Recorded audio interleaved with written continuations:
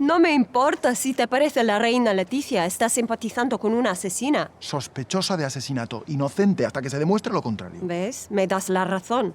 Pero que es una persona con derechos. Claro, con derechos y con todas las características de una sospechosa de asesinato. Inteligencia, encanto, una maestra de la manipulación. Te tiene completamente engañado. No me manipulan tan fácilmente. Y por favor, no pongas en duda mi profesionalidad. Pero sí te parece bien desautorizar a tu superior en la reunión de esta mañana. Jefa, no permitiría que nada afectase a la investigación. No, Pérez, yo no lo permitiría. Who you been talking to? Nobody, I'm just saying. Yeah? And I'm just saying, if you ever speak to anyone, so help me God, I'll end you.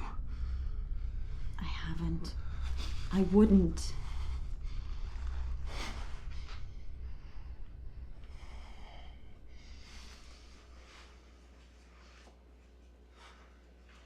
Charlie, just please hear me out. Ты убила 319 человек. Кто посмеет назвать тебя трусом? Да, они боятся тебя. Я очень рада, что эти фашисты знают мое имя. Я хочу и дальше быть их ночным кошмаром. Послушай, ты сейчас у них под прицелом. Pažiūrėk. Die Fröschkönigin. Varlė karalienė. Nesąmonė kažkokia. Čia turbūt kokie spastai. Sukčiai. Gana. Tai labai garbinga tarptautinė organizacija ir aš važiuosiu. Tu, jeigu nori, važiuok pas Beną rašyti savo romaną, o vaikas pabus pas senelius kaime. Kas sako, kad nieko nedarau?